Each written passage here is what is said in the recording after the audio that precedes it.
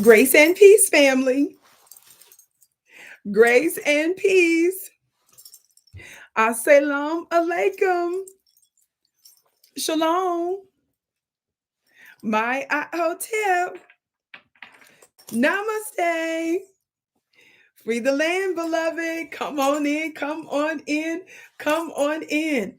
This is your sister with the curly braids, Vicki Dillard, and I am here live on my own personal channel today. Again, this is Vicki Dillard. Hey, Instagram. I'm on pull in my Instagram family really quick. This is Vicki Dillard, your sister with the curly braids, here live on my personal channel at VickiDillard.tv. Not one of the other networks you're used to seeing me on or one of the other platforms. I'm on my personal channel today. More information is coming soon about legal announcements, important programming announcements and changes, which some of you obviously are aware of by now.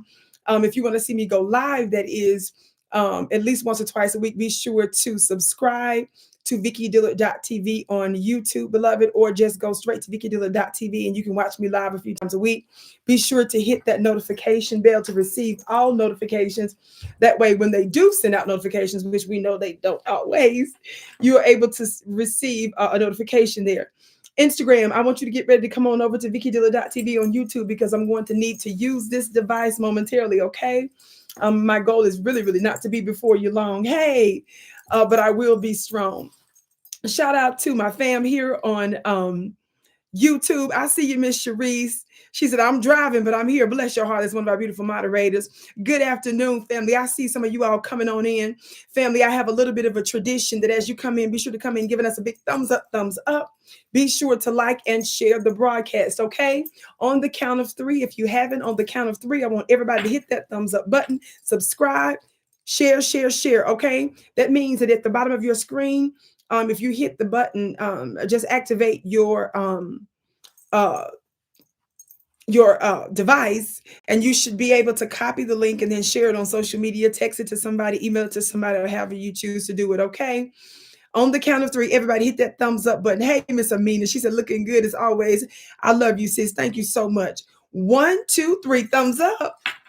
Thumbs up, thumbs up, thumbs up, thumbs up. Thumbs up, thumbs up, thumbs up, thumbs up. Share, share, share, share, share, share, share. Thank you so very much, family, for sharing the broadcast. We ask that you do that because it helps to trigger the algorithm to let more folks know that we're here. And how many of you all know that the powers that shouldn't be, that are part of established legacy media, they consider us to be their competition. They consider us to be anathema. So Black media, we're your counter voice. Talk black to me, to the systems and the powers that are in place. And media is a part of warfare. So we're not only a defensive group, beloved, we're also an offensive group. We promulgate, we disseminate important messages and new consciousness into the atmosphere. And so that is where major change begins. You're always beautiful, Ziegler said. Thank you so much, precious. So y'all be sure to hit that thumbs up button. I got my little racer jacket on today, my little white and red and black on today. Thumbs up, thumbs up, thumbs up. Thank you so much. I see you, Bronx, in the chat. Yes, family. Go ahead and let us know where you're from in the chat as you share and as you hit the thumbs up button. Again, don't neglect to hit that thumbs up button. Don't neglect to share, because you all know a lot of times, most of the times, half the time, you don't get the notifications. And because of the scheduling changes, people want to know, where am I? They're used to seeing me on some other platforms that I've helped to build over the many years. So let everybody know that they can find me here now, live at VickiDillard.tv. For so long, I gave so much of my life force, so much of my profits and my magic and my content, both spiritual and political and social, to other people and other brands. And it was not for my good. So sometimes you have to do what it takes and just begin to build your own. But it was not always an easy thing for me to do, as I have been overcoming health situations, and I am certainly making progress. I see you, Lisa. She said, you're looking spectacular, Queen. Thank you so very much. All right. I see you, Florida. Some folks are saying, I see you, Chicago. I see you, New Mexico. Thank you for sharing. Come on in. Come on in. Come on in. Thank you so much. Instagram. Again, Instagram. Come on over to VickiDillard.tv Instagram, because I want to use this device. While my Instagram family is coming on over here, I want to remind you all to mark your calendars for January 2nd, 2024. Are y'all ready? I said that's January 2nd, 2024. If you celebrate the holidays, spend money for holidays, save $45. That's all it is for my monthly mastermind school. My new, y'all know I've taught many schools. I have many spiritual schools. Even before I came to social media, I had one that was called the Ascension where I had graduating students that I conducted. It was a spiritual course offline many, many, many years ago, probably 17 years ago by now, ish, thereabout. And I've had two other schools since then, Vicki University and Club Vicki, which Club Vicki I am no longer associated with, and I'll be making a legal announcement about that in due course. Somebody said South London, UK. Hey, South London, UK. I love my international family. I see you all here, and I always get feedback from my international family on one of the other platforms, networks that I'm on, not just platforms. Of course, I have different platforms, but another network that I'm on. Sincerely, God. Hey, Vicki, now I can IG to StreamYard. Thank you, beloved. Yes, I'm gonna have to get my team to help me with StreamYard. Yeah, I don't do none of that technical stuff. I don't do none of it. I just saw a thing about that, so thank you for that, my brother. So when I go back live here with Instagram, which I'm planning another interview soon with one of my international brothers, I'll be able to do that and connect it to StreamYard and my personal YouTube channel. So thank you, brother, for reminding me about that. Hey, Elijah, Muhammad, and others. Again, if you're watching me on Instagram, come on over now to VickiDillard.tv on YouTube, because I'm getting ready to use this device. Family, I want to talk to us today very briefly about this wild thing that keeps showing its ugly head. It's unremarkable ugly head and style. His name is Michael Rapaport. If you don't know who he is, I understand. I don't know these enemies either. When most times haters and enemies, you would never know who they are unless them and their little silly crews do everything in their power to get you to get on your radar. Most times you're not studying them. You living your life. God, today people do stuff. They throw rants and hissy fits in order to get attention, because they don't know who they are, or they absolutely are a loser in their day-to-day life. They want to invoke themselves into someone else's life, circumstance, and situation so that they can gain relevance. That's what some people do when they trolling and stuff. When they leave idiotic, dumb comments. They 50 years old, got 2 grandkids, and leaving dumb comments that we would never allow our 7-year-old to do. And if you would, I'm from Mississippi. Some of y'all don't have mama, so that's the reason why I have to mother you and give you parenting skills digitally, because some of y'all didn't have mamas and daddies and stuff to train you right. There are some things that you don't say out loud. There are some things you're entitled to feel and think, but you don't say out loud. Grown-ups don't do that. God, today. And when you don't have that level of self-control and restraint, you are dangerous. And you can't expect somebody like me, who is a stranger, you're a stranger to me, to try to fix you in that moment. That's other people's jobs. You got to lay up on somebody's couch for that. That's not my assignment on the planet. God, today. And how dare you want to come into somebody's life and expect them to fix you and understand you and level the playing field when you've been spending months and Sundays to get yourself together. You better take the magic I'm giving you the way I'm giving you, and whatever else you need, you better go find it somewhere else and go work your magic. Some of you are out of your mind. Some of you need mamas and daddies. Vicki, hurry up and get to the point. Hurry up and get to the point. I tuned in to watch the thing and you taking too long. Shut your mouth and don't come on my channel and say that. Slowness. You at home with 5,000 channels on cable. When you don't like something on the channel, what do?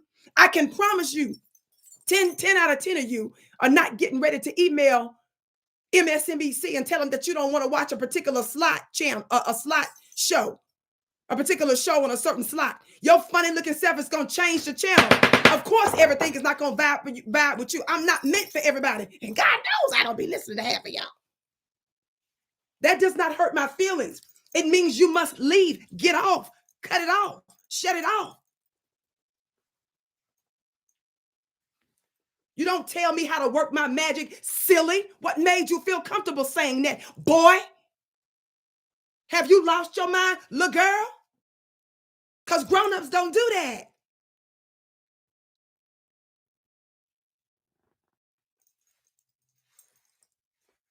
Hell, I feel the same way on stuff that everybody's not meant for me. But do you think like an idiot I'm going to go on there and get in the comment and get in the chat telling somebody how to run their own channel?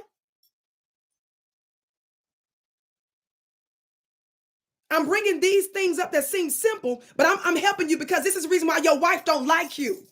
Get out the date. Your children don't acknowledge you when you come home. The dog and the cat don't greet you. So because nobody acknowledges you even exist, you have to jump in a random chat and troll so that anybody anywhere would even know you exist. So it seems simple what I'm correcting, but this is going to help you in the long run. Say something that's meaningful, that it's got to do with the broadcast. Sister, why are you wearing that white woman's hair? Fool, no white woman has a lot of hair in the store selling, idiot. It's mostly melanated, first of all, slowness. And stop calling it a wig, dummy. It's micro braids that I curl, silly. God, I'm so tired of y'all.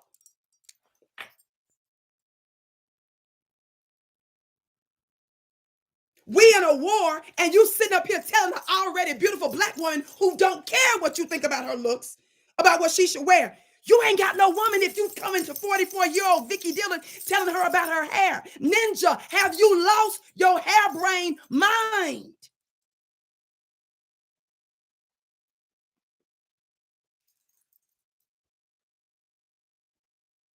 You must be on dope. You got to be on something that's eating up all of your neurotransmitters.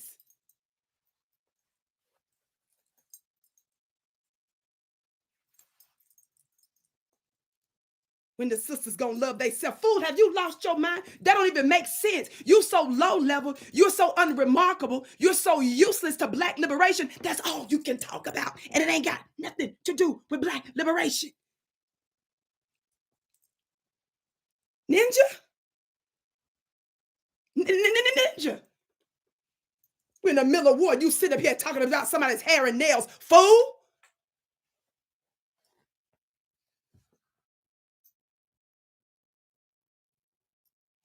You must not have no woman.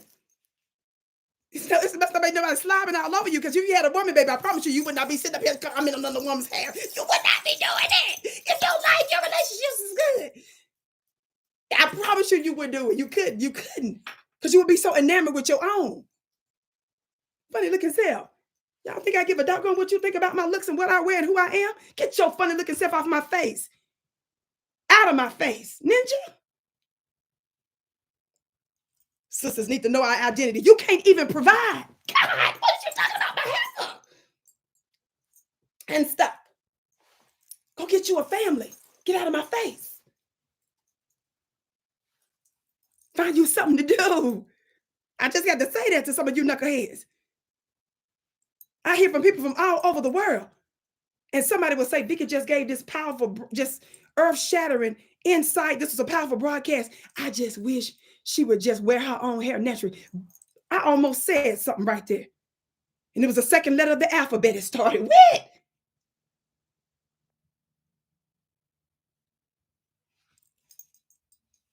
Ninja?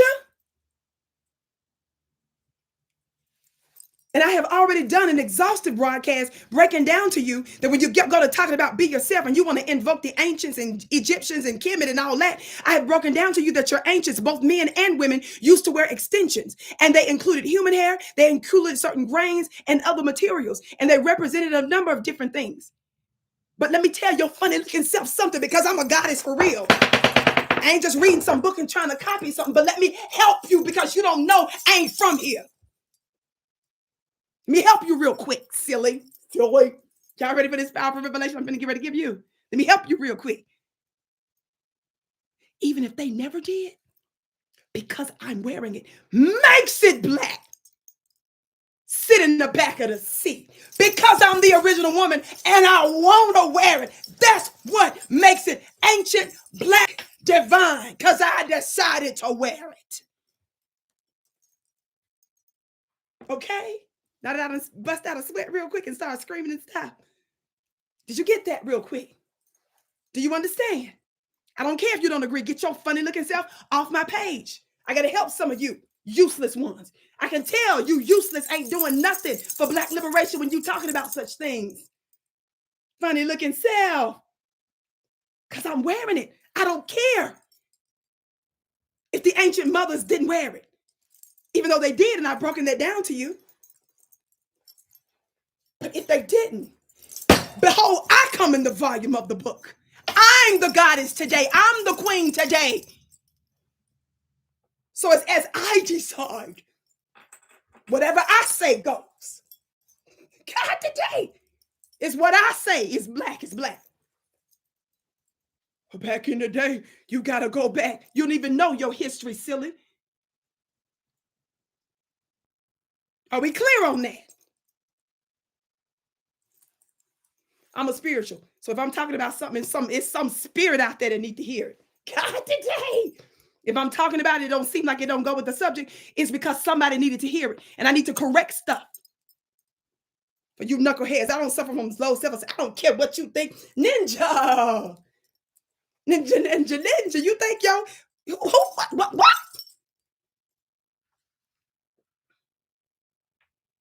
Funny looking self. Now, Instagram, come on over to Vicki.TV on YouTube. I done screamed and hollered. We're getting ready to talk about the useless and unremarkable Michael Rapaport, the white comedian, who isn't funny, but he is funny looking. Let's be clear. Not black to me. He ain't funny. They call him a comedian, but he is funny looking. He had the nerve to invoke our brother Ye, which formerly known as KanYE, because KanYE just went viral again for saying some stuff about them folks. Y'all know who them folks are. And you all know that the reason I know some of you probably, why Vicki say this and won't say that, y'all know some of the algorithms make certain white religious people upset. So they like to suppress stuff when you invoke their names, which is absolutely crazy, because the worst human tragedy that ever occurred on the planet and that lasted longer than anybody else and that had the greatest damage than anybody else was not the 5-year German Holocaust. It's the 500-year Black Holocaust. Talk back to me, somebody. So somebody said, finally, somebody speaking on Rapaport. Yes, beloved, I've been speaking on him before because he had another outburst not too long ago. But come on over Instagram to VickiDillard.tv on YouTube, Vicki Dillard TV, because I need to use his device. Family, be sure to go to my email list. January 2nd, that's my 45th birthday. On my birthday, I'm going to be launching officially my new mystery school, my new metaphysical spiritual school called the Vicki Dillard Mystery School. Give me 12 months for transformation. I'm going to be sharing with you high-level sacred secrets. I channel stuff from a spiritual court. My supernatural trances, my supernatural experiences and encounters cannot be gainsaid nor resisted. God, today, it didn't just come from no book. It didn't come from nobody giving me a particular initiation or a particular ordination. All of that stuff can be good in its proper place. I'm telling you, I dealt with direct high-level entities that helped get me through some of the most difficult times of my life, but most importantly, assisted me in fulfilling my purpose that has to do with multiple spheres and multiple dimensions and my unique work in particular on this earth realm, in this earth realm. I'm going to be sharing with you some of the rituals, and notice the word ritual is in the word spiritual, on how you can manifest your unique destiny. And because we're dealing right now on earth, a changing of the guards, meaning a changing of the governmental leadership, and then there's a changing of the goddesses and a changing of the gods, that means there's a spiritual transition. I need to help get you in place. And the reason why I have been anointed and commissioned and sanctioned by the ethers to do spiritual schools is because everything you see came from everything you can't see. I'm gonna need more thumbs up, thumbs up. There are more people in this chat live than there are that hit that thumbs up button, family. And everybody needs to be sharing, and everybody make sure that you subscribe, please. This is about expanding our reach. Thank you so very much. So if everything you see came from everything you can't see, that means that when you start spending more time shaping the unseen, you're going to have greater agency over your visible manifestations. Your scientists today, your quantum physicists today are willing to admit that everything we see came from everything we can't see. Of course, we didn't need science to prove what we already know magically or what we already know spiritually. Our ancient mystics and philosophers knew this long ago, but some of you all take a breath of fresh air whenever I invoke some scientific something, because if science proves it, then that's when you decide to believe it. That's not how spirituality works, family.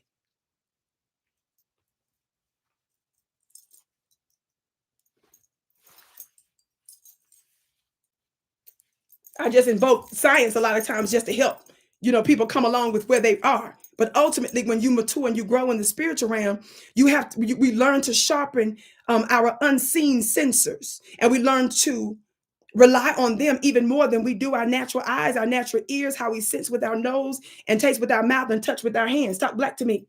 And sometimes people will look at me and say, and I brag about this a lot. I always said this. I've said this for years. I know stuff I don't know.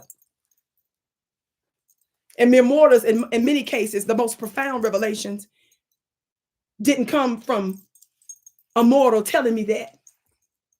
So this is important that you spend time. It's not about religion. I don't care if you're Muslim. I don't care if you deal with some of the Vedic sciences. I don't care if you're Christian. I don't care if you are Jewish. I don't care if you're Hebrew Israelite. I don't care what you are. There's something that you can tap into with my school, because even though I may pull from principles from multiple different spiritual systems, it's the principle of the essence of your origin, and your essence is what I'm going to be driving home. Talk black to me. So your life will absolutely change. There are going to be so many other communal benefits as well, and other discounts that you'll be able to receive. It's only $45, family, because I'm turning 45. So that's all it is every month. So you can see absolute major transformation. If you want to have the leading edge, the cutting edge in every area of your life, because this takes time. This is not just from some drive-by. Well, I did this one thing this one time for 2 days and I need a breakthrough. No, I want us to embody this. That's why it takes a bit more time. It's not about having a speculative head knowledge. Did you hear what I said? I said it's not about having a head speculative knowledge about something. You can know something, and that get on my nerves too when people hear you say something. They say, well, hey, yeah, I knew that. I read that in 1974. I knew 6 volumes of what you just said. Your head knowledge doesn't make you effective. I'm talking about your experiential knowledge. And we're talking about you manifesting or embodying this thing. Talk black to me. Everybody hit that thumbs up button, share. Thank you so much. What do you need to do? We're going to send the launch link in a few days directly to you via email. So the thing that you need to do now, because we don't have it officially up yet on the website, go to my website and just join my email list so that you can get the direct link when we launch, okay? Thank you all so very much. VickiPlanet.com. If you're watching me on Instagram, you should see the link at the top.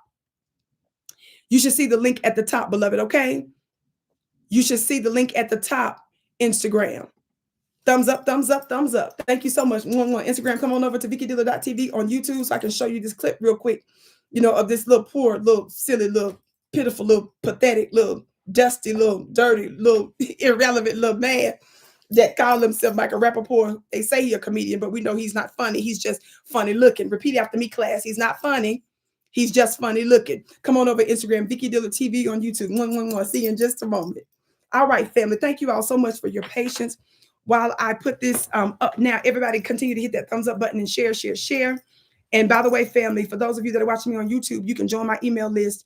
If you're already part of my email list, you can be assured that you're going to receive the direct link within a week or two, and within 2 weeks before January 2nd, so that you can join me live, because it's going to be absolutely amazing. If you want something you never had, you got to do something you never done. I know I've been called to do this. It's a part of my unique assignment. I'm really, really, really good at it. And I cannot wait to see you there. Yes?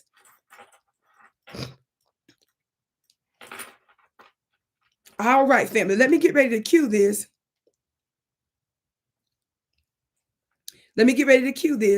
What I want you to see, I'm going to have to skip around even this short video,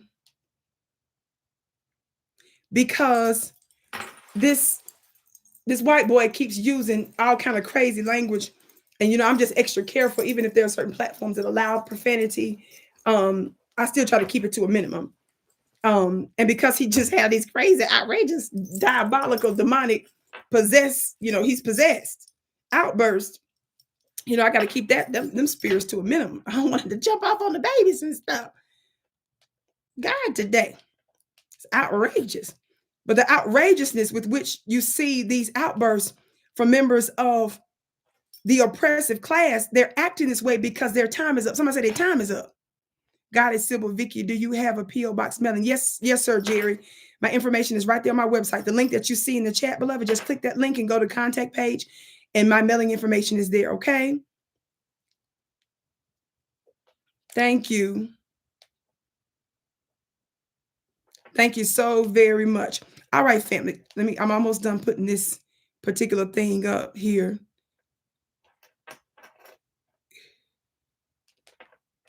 Now, watch this clip.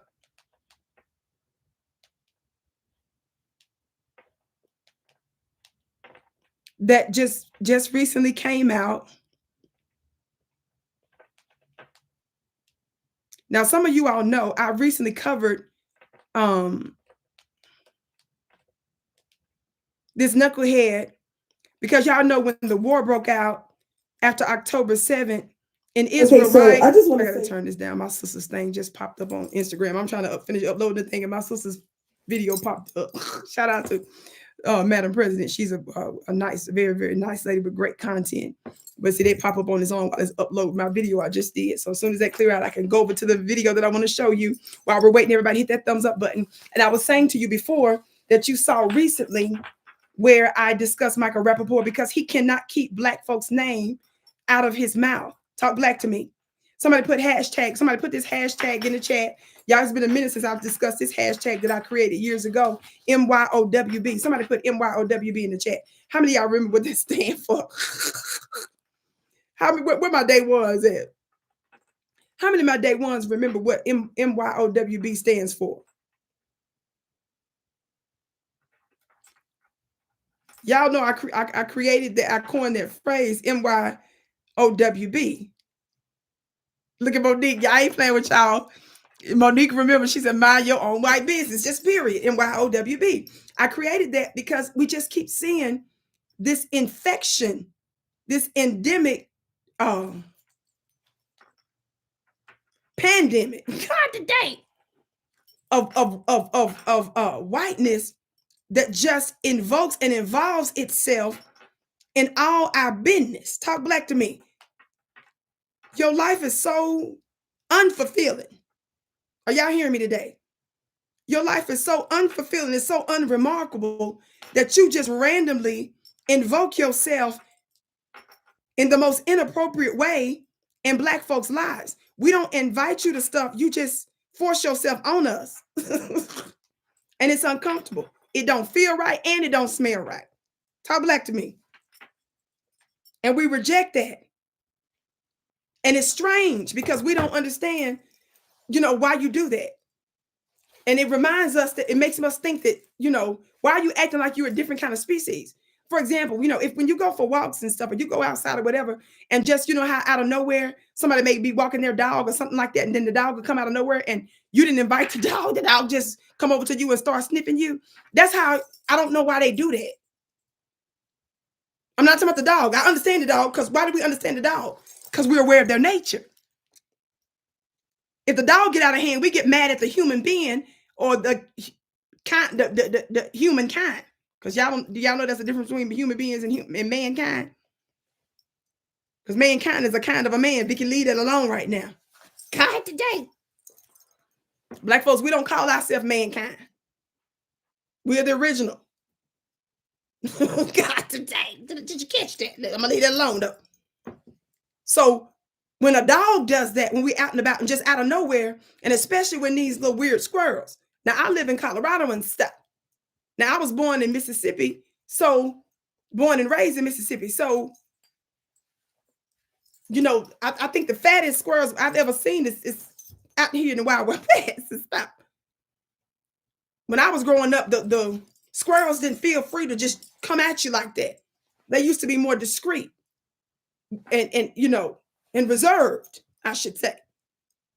These squirrels out here are aggressive. And one of the reasons we know the squirrels are like that, how many of you all know why some of them feel comfortable coming right on up to you? It's proof that somebody before you is a history of others feeding them. God today. There used to be a fear, a healthy fear and reservation that some of these animals used to have. Talk black to me.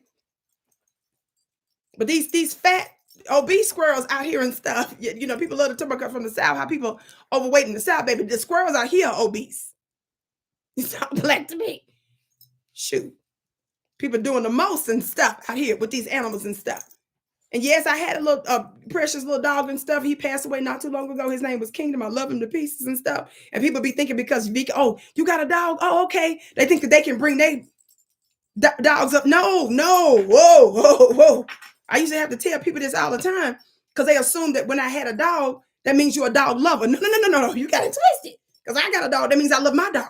That doesn't make me a dog lover. That means I love my dog. God, you keep your dog and stuff. There's boundaries and stuff. I don't know about your bathing schedule. I don't know what it just licked up. You understand? I'm not a dog lover. I love my dog. When I had one, may he rest in peace. You got to be clear on that. Again, that's some of that protocol is going to go in my little mini book called Home Training. I'm going to have to tell y'all about when you out and about. Nobody ever on no day should have a dog that's not on a leash. If it's not a dog park, why are you trying to show us that you tough because you feel like that you can command your dog without a leash? You can do that in your backyard. Ninja. I have to tell white people that in Colorado all the time. I'll be smiling and stuff like this and stop. Be like, could you get your dog? It's me. How you doing? I'm looking at you and the dog. Get your dog. Talk black to me. Get your dog. Y'all do that because you be trying to impress strangers. That's what I learned. I learned that was a self-esteem authority thing. Y'all think I'm a spiritual child. I don't care what nobody say. I look at the deepness. I don't even trying to look at the deepness. I just came to the revelation. Oh, y'all do this because you want us to show that you can command. You want me to think, God, she bad because she ain't got no leash. No, get the leash. Get the leash. Get the leash. Oh, he ain't gonna bite you. I don't know that. You understand? Get the leash. Get the leash. Just because I got a dog, love the dog, and jump with the dog, play with the dog, run with the dog. Me and my dog used to run miles and miles and miles together. Me and that little Westie. God, today, before he passed. And people used to think, God, I can't believe that dog because I trained him since he was a little bitty baby. He was a natural athlete. But I used to run like that. But that don't mean I'm going to be fluffy with your dog. I can't speak for none of your sanitation. None of that. I can't.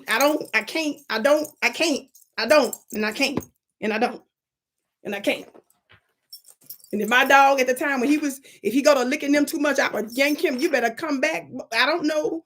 I don't know why I'm doing all this today. I'm just saying. Can I get a kid? No, ma'am. He can't even kiss you. I ain't worried about him. You see what I'm saying? It ain't about that.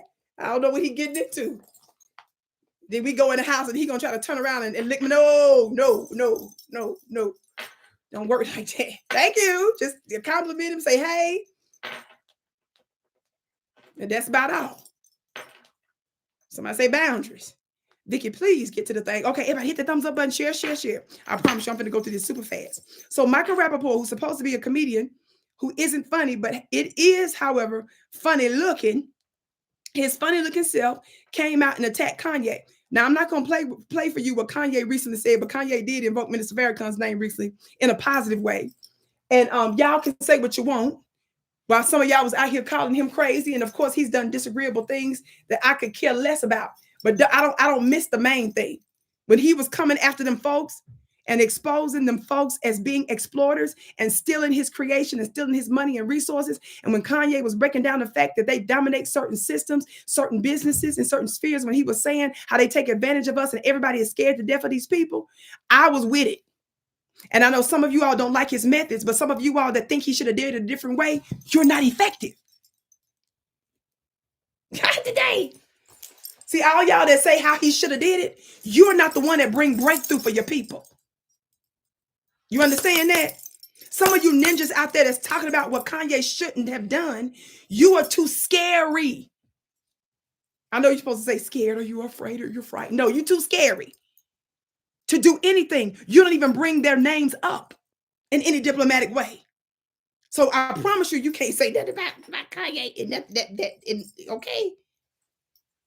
And when you deal with high-level entities like me, and you know their dirty inner workings, you got to understand that if they say the way KanYE did it was dirty, I believe in dirty power sometimes. Now, who's winning now? When y'all was sitting there making fun of him because he was losing all this money, who's winning now? It wasn't like he was lying about the people he was calling out. Plus, I played y'all a clip and I posted on my Instagram page, really probably close to 10 months, however long ago, it's been a long time ago, showing how he been calling them people out. I put up a clip, posted a clip that was resurfacing where he was on the Useless Breakfast Club, calling out them folks years and years ago. Y'all be acting like that these people are God. Yes, we got to be wise as a serpent and gentle as a dove. Yes, we got to be strategic because we know we're on certain platforms and stuff. But do you all think that KanYE, who's reached a level of success that most of us never, ever have, y'all trying to tell me he's too stupid to know how to deal with them folks or what he was getting himself into? Does that mean that Vicki need to run out there to defend KanYE over that? No. But does it mean I'm finna get in the way when he going after them people? No. Hell no, I ain't finna get in the way. When appropriate demolition is being done, you don't have a helmet, you don't have none of the PPE equipment. You just go sit down is what I wanted somebody. You just shut up. What was you doing? You subject verb Negroes who know how to do everything well. You ain't even doing nothing breakthrough for your people. To be sitting there giving no advice on what he should have done.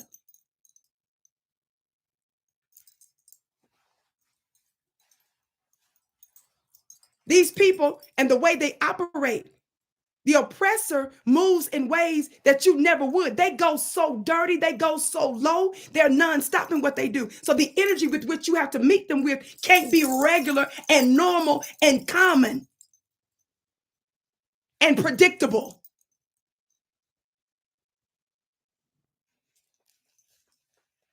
You defending KanYE? You don't need to defend KanYE. I just said y'all stay out the way. Shut up. Let him tear this down. You can do the building after he's done. Let him tear it up first, silly. I look like getting in the way.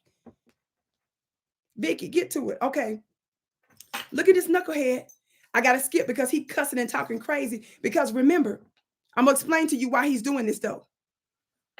As you come in, hit that thumbs up button. Family, more you all that's coming in, be sure to come in and hit the thumbs up button. If you're just tuned in, my name is Vicki Dillard. Y'all won't stop messaging me saying, Vicki, where have you been? I've been looking for your content. I know you are used to me building other networks and other platforms, but I'm giving more attention to my own platform. There have been some changes on where you can see me now, and there are going to be some more upcoming changes come 2024 as well. So those announcements will be made in due course. So for now, just let everybody know, yes, you're going to still see my content on other platforms, but I'll give you the details of those later. But if you want to watch me live weekly, come here to VickiDillard.tv, among others, okay? Thumbs up, thumbs up, thumbs up. Now, listen to a little bit of what this knucklehead says. It's only probably less than a minute, but I still got to skip because he's so demonic and outrageous in his possession that I can't even play the first few seconds comfortably without me turning the volume down. But there's a greater point that I want you all to hear. This is on the Copyright Act of 1976. You washed up. Watch this. KanYE West, you fat pile of shit. You washed up fat pile of shit. What are you, CIA? Huh? FBI? You a Fed? You fat fuck? You fat bloated fuck? See, y'all see why I got to stop it there? But you all get the point with this energy of this pathetic piece of vermin whose name is Michael Rapaport. I want you to listen. Is this where he says it? To this one part, and this is profanity a little bit, but it's worse than that on this part. You're an embarrassment. We got a new record coming out, Brick. Nobody's fucking with your music, bro. Music is trash. You look like shit, and you look like you smell like shit. Fat fuck. This white man is sitting there telling a black man he looked like he smelled like SHIT. White people, we don't want to get into conversations about smells. White people, you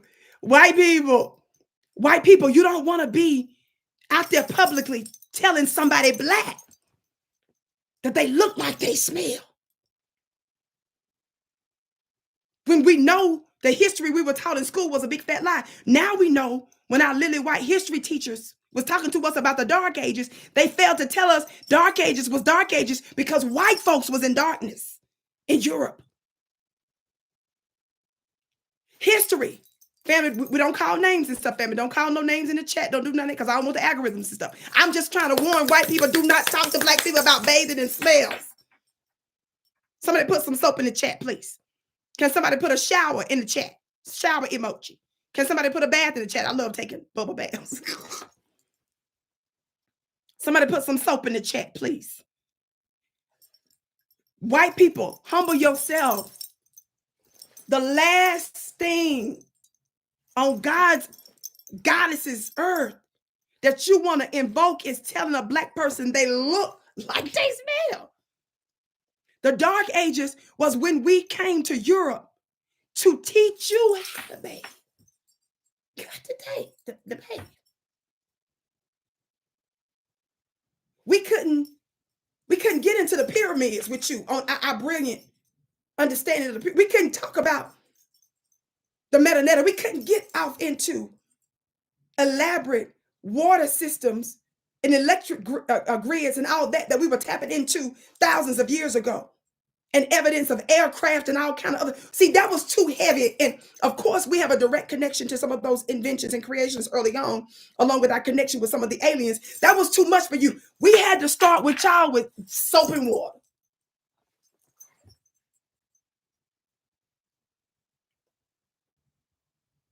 We didn't get into philosophy. We didn't get into any deep science. We didn't get into reading and writing yet, even though we had to teach you that too. We didn't get into building and architecture. We didn't get into any spirituality or any spiritual. We said, how about this? How about this? We'll start with soap and water. Foundational. We know this is a pervasive issue with y'all. No disrespect to the little rapper, Ice-T. Ice-T, he with him a Karen, round Karen. And even Ice-T's wife, how many of y'all remember me doing a broadcast a couple of years ago where Ice-T's wife came out and said that even she, his white wife, she said she don't take baths, and this is her word, not mine, until she feels icky. I promise she said. How many of y'all remember, what's that white boy name? With the show? Dang. Remember all the white people came out all at the same time when Venus, remember when Venus, husband, because remember Venus married to a white boy, remember he came out and started giving all these confessions, bathless confessions about halfway taking a bath. And he said it was his wife Venus that told him about having a small bath towel. He wasn't using a small bath towel. He said Venus is what taught him that. So all these white folks started coming out and giving us all these bathless confessions. So not too far from that time, Ice-T white wife came out and said, she said, I only take showers when I feel icky. Oh, okay. Now, you all know I'm not making fun of anybody that has any medical issues, none of that kind of stuff. You all know I've overcome and am overcoming serious medical issues. We're not talking about that, family. We're talking about a group of people that's so racist and arrogant and so triggered by their original mothers and fathers. And I'm going to tell you why in just a minute. That they say things about black folks saying, he said Kanye seemed like he smelled. He said that he looked like he smelled. White people don't, that's not your place. We can't do the smells. We taught you soap and water. We taught you how to use fire and how to cook your food and not eat the whole steak bloody, which some of y'all still do kind of, sort of, a little bit. Then we moved on to other subjects. Leave it alone, Vicki. Y'all know we can drag him real good, but I'm going to leave it alone for them. I'm saying the last thing you want to do is just don't say he looked like he smelled. Please, for God's sake. All white people are right now probably saying, Mike, why did you say that, man? Mike, why you say that? You know we got to keep deodorant on us at all times. And perfumes and colognes and stuff to cover up that sulfur smell. Stop. Please don't do this to us. Because you're bringing us back to the caves. And we campers and don't invoke that. When black people smell, it's because they legit smell from work. Sweating and stuff. God, today it ain't just regular built-in funk. And again, family, we're not making fun of anybody that has any medical issues, any sort of. That's not what this is. We try to put a group of people in their place and tell them, don't mock us. Let's not do that. Because we'll start going into your history and stuff, and then we'll start finding stuff and saying stuff that match the outside too much. It'll look a lot like camping. So let's not do that. Humble yourself, please, white people. But that ain't the most egregious thing. That's not the most Pamela laughing at me. Only Pamela laughing at me. That ain't the most egregious thing. Why y'all laughing? This serious. Watch this. Because he's cussing so much. It's so disgusting. Watch this. It's just not, it don't even go together. He's mentally ill. No, you're just stupid. Let me tell you something. If your mother was still alive, she would be embarrassed. You're an embarrassment to Tanda. You're an embarrassment. He's outside walking safe and sound. And he just invoked this man's mother who passed away. The whole wide world knows how much KanYE's mother means to him. And so the thing that he knows is dearest to his heart and something that's sacred as his mother, who's now an ancestor, he invokes his black mother. Do you all know why I don't want to hear none of y'all talk to me about nothing that you perceive KanYE said or did wrong? When white people are out here wilding like this.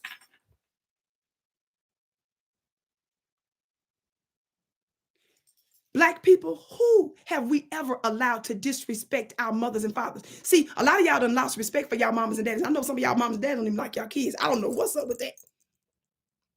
My mama had days when she was tired of us, but did none of us have no feeling like she hated us. Like y'all just be straight up. Like I was at the store buying a bunch of roses and flowers and a bunch of groceries, and the lady at the counter just out of nowhere just started talking to me about how hard it is to have kids and stuff. And I understand that, child. That's why I just don't and stuff. But some of y'all don't even like it and stuff. But okay, let me stop with that. Let me stop with that. I know if I ever had, a baby, it's gonna be with a glorious, beautiful man that's my husband. Talk black to me, somebody. But as difficult as it is, I mean, don't get yourself, God, try not to get yourself in that situation, family, if you don't like the kids, or try to get some, pray about it, go to therapy, something, but don't just be telling random strangers how much you don't like your kid. I mean, I just was just confused about why she was doing that, because it didn't go with the groceries. So this white man was so possessed by white supremacist demon, he was calling the man fat, cussing him out. He said his music. Did y'all hear what he said about his music? He talking about how terrible his music is. I know ain't no white man talking about no black man music. When can you jump in that arena for real? Who is talking to anybody black about the power of our music and our magic? How many of y'all know none of that don't go together? So because we know none of this makes sense, you should see automatically that this is something that's from the unseen, right? Because nothing he said in there is sensible. Nothing he said is logical. You know automatically he is demon for real, demon possessed with white supremacy. And this is something that easily happens to them folks when it comes to us. White people never get this animated and stupid and crazy with an Asian person, with another white person, with a brown person, a Hispanic person, or somebody you consider to be red or yellow. They never get that animated and that triggered. It's us. And it's spiritual and it's chemical because we carry a certain type of vibration. What do you mean, Vicki? What this got to do with anything?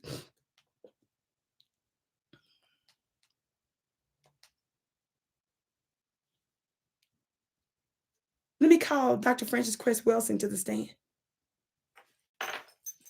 Maybe call Dr. Frances Cress Welsing to the stand. Who is Dr. Frances Cress Welsing? Here's a picture of her. If you're unfamiliar with her, be sure to get her book called The ISIS Papers.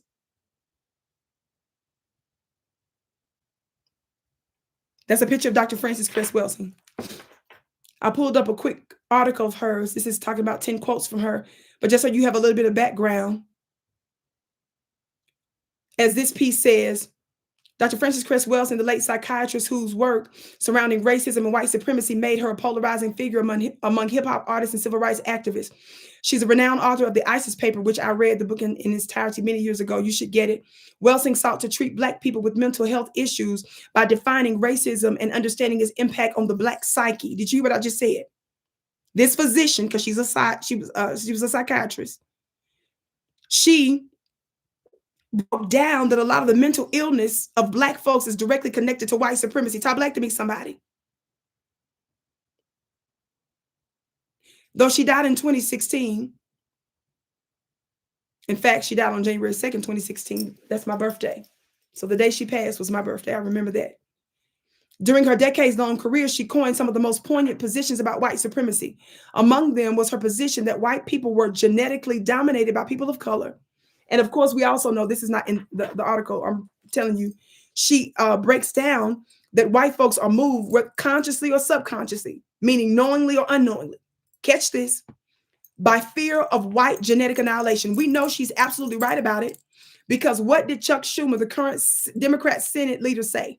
He said we should let all these millions and millions of illegals get legal status here in the United States, because he said that there is a certain group of people in the country, meaning white folks, that's not having babies like they used to. We know that Jim Crow Joe Biden said a couple of months before he took the oath of office that America is doomed because of Black folks. And because he said white folks in America are going to be the minority come 2040. And this is a fear that is prevalent throughout white society. He said they are doomed because of Black folks, not Hispanic folks, not Asian folks, even though they're melanated. But Black folks serve as the greatest threat because we have the most melanin. And our melanin, in a simple drop of it, can more easily and pervasively diminish the number of white folks, not because we take them out with a gun.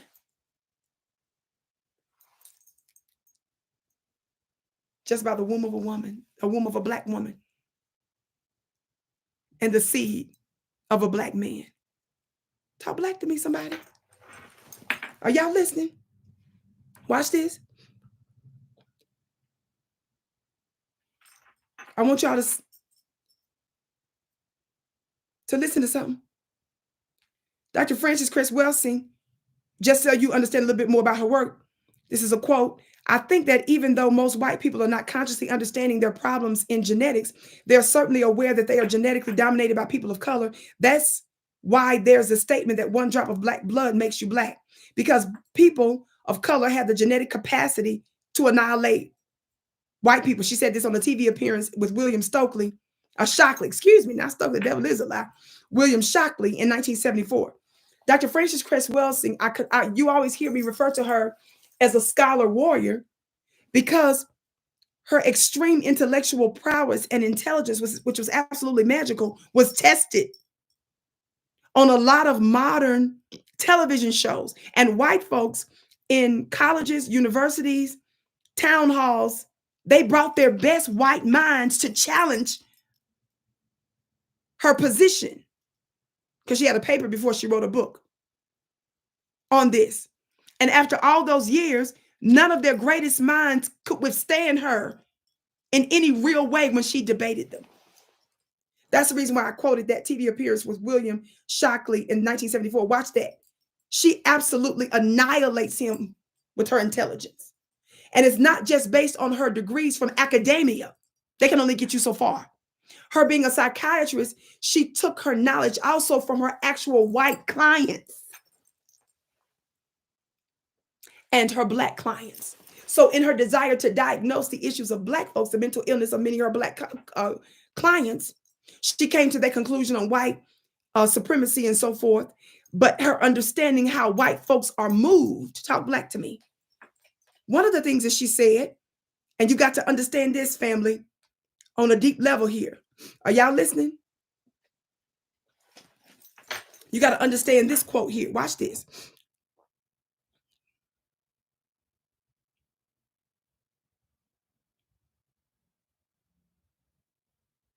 Thumbs up, thumbs up. I was trying to get to the right part of this quote that I wanted to read. Is this it?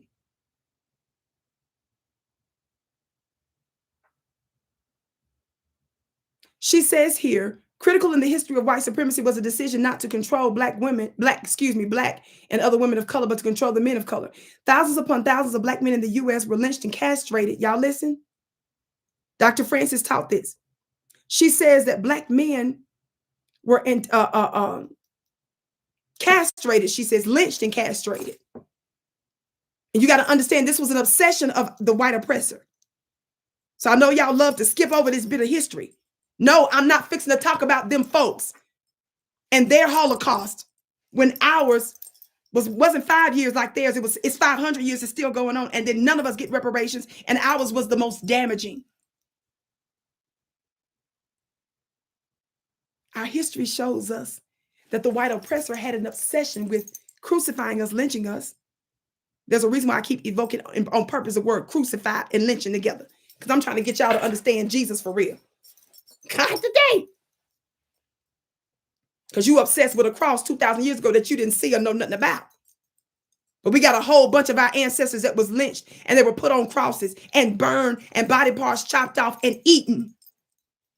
And some more stuff. And their bodies weren't intact.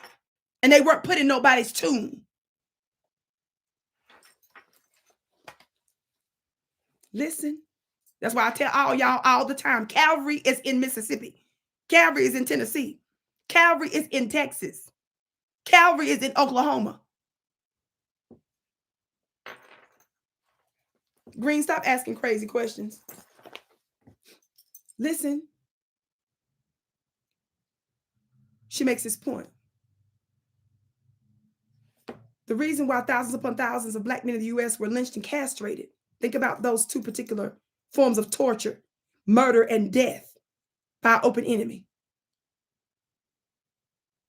The reason they were lynched and castrated was to drive home the message that white men intended to control the balls in this world, both on and off the court, she says. That's deep. That's the job of a psychiatrist, is to connect the dots that you can't even understand consciously. She says white males understood that they needed white women as well as black women to help them achieve and maintain this power relationship. Are y'all listening?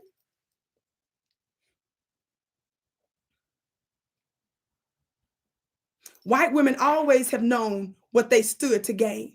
This is Dr. Francis' quote. Their own survival as whites.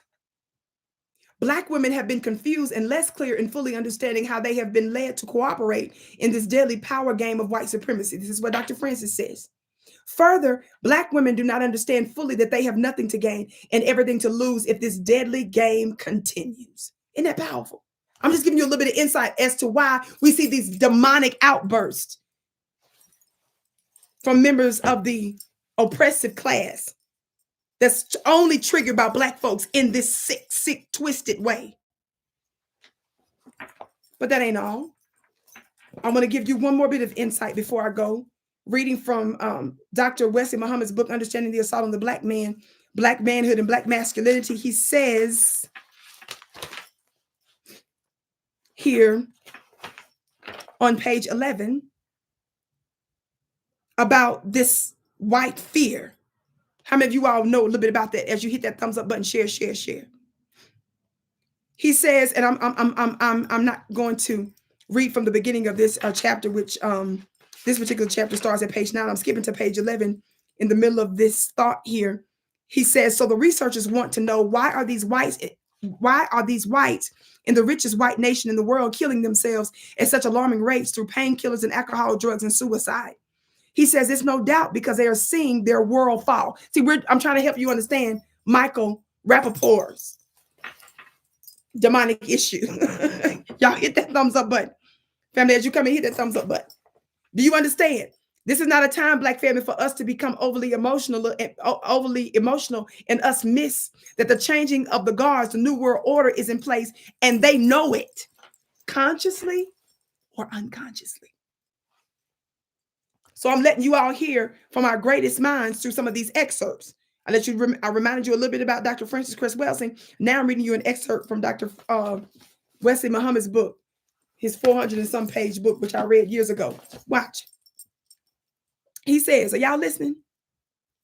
He says, it is no doubt because they are seeing their world fall. He says this epidemic of white pain, their feelings of dispossession, that they are trying to relieve themselves through painkillers and drugs is probably caused by the psychological trauma that has come from the realization that American white supremacy is crumbling around them. Somebody say, poor little Michael.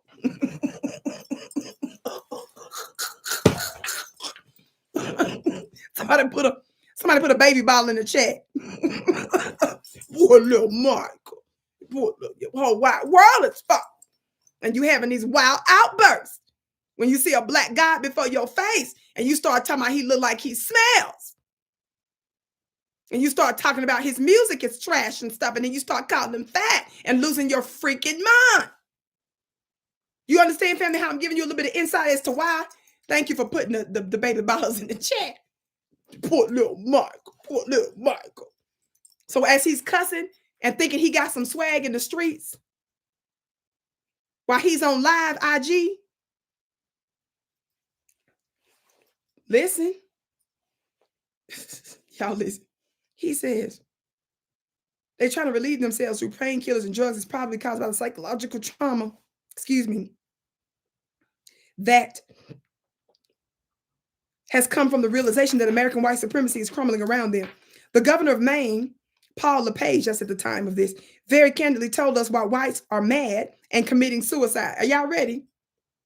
Are y'all ready? Listen to this now. Thumbs up, thumbs up, thumbs up, family. Thumbs up, thumbs up, thumbs up.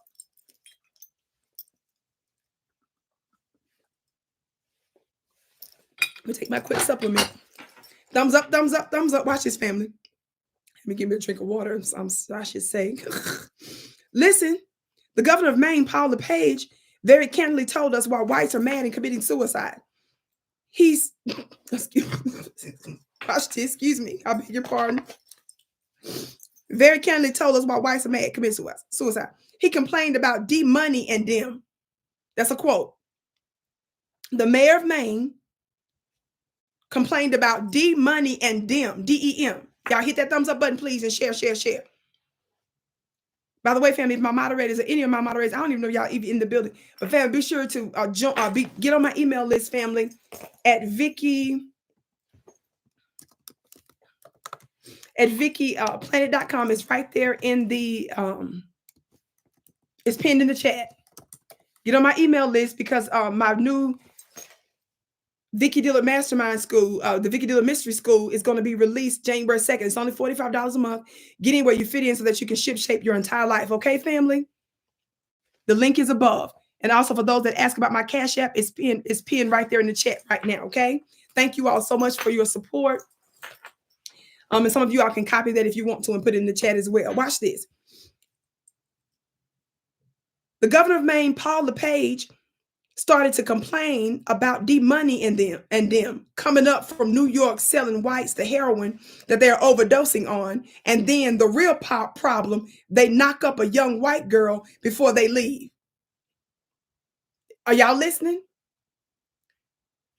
Remember, I just told you about what your Congress folks are saying on a federal level. I told you what your current president of the United States said. Formerly your vice president. Before that, your senator. Now I've just told you what Senator Chuck Schumer said. And I'm reminding you the people that make the laws are the ones that's freaking out and trying to figure out how they can rig the system in order to diminish our number, increase their own because they're freaked out about their time being up. You got to understand this is what motivates your white supremacists to take you out. So when you sit up there talking about can we all get along, or you act like can we all get along, or you try to say aren't we all the same? No, silly, we're not. No, hell no, we ain't the same. Our nature and the way we act and our history is not the same. What motivates us when you feel like your whole world is gone, that doesn't motivate Black folk. So no, we're not the same. We're not moved by the same thing. That is to say, listen. So this Governor Maine said that the problem is, again, what he say is the problem?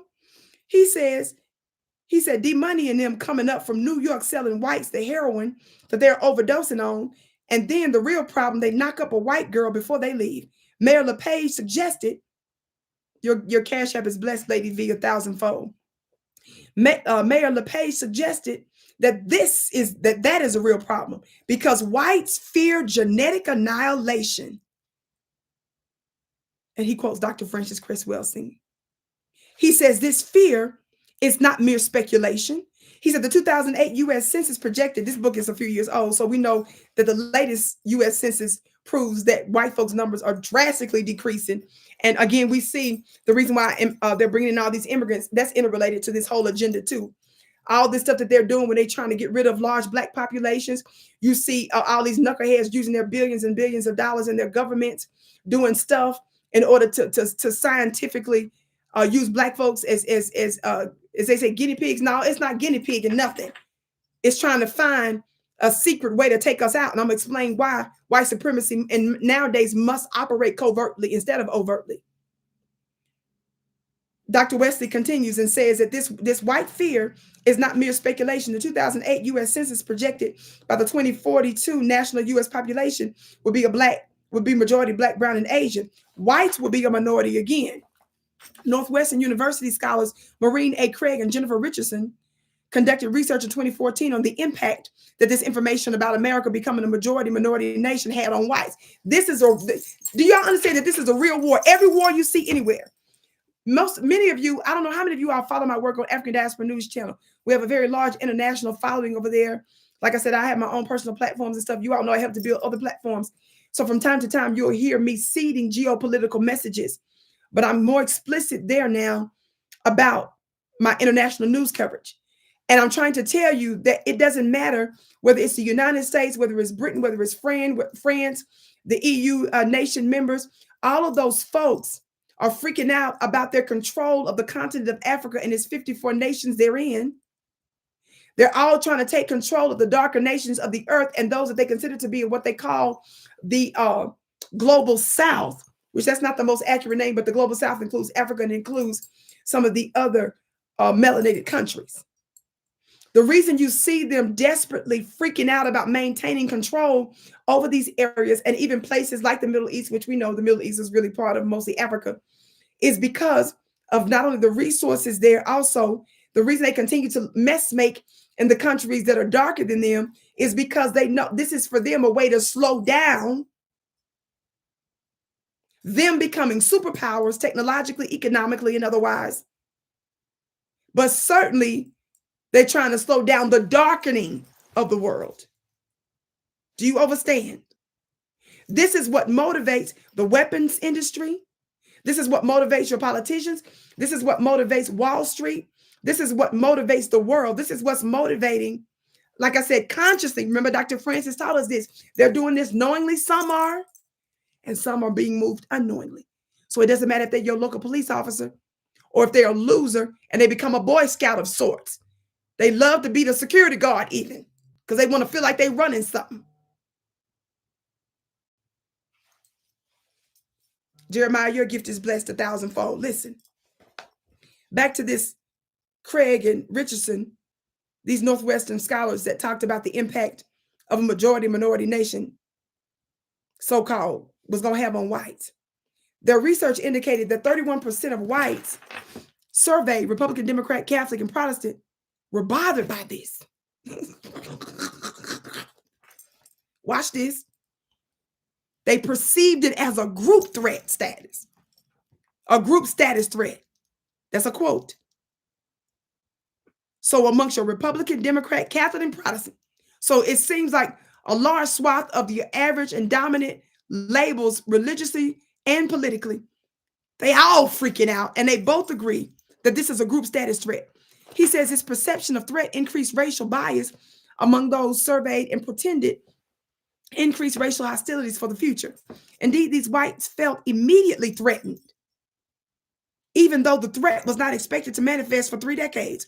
These bothered whites therefore supported more quote unquote conservative, i.e., racially biased and even racist political policy.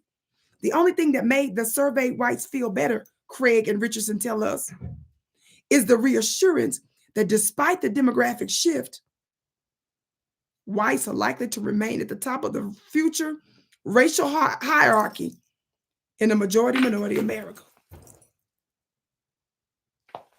So it didn't matter if they was Republican or Democrat, Christian or Protestant, Catholic or Protestant, whatever. They was all freaked out about something that was coming 30 years down the road. And the only thing that gave them a little bit of solace was the notion of imposing more conservative, i.e., racially biased or even racist political policy. And they only felt comfortable, excuse me.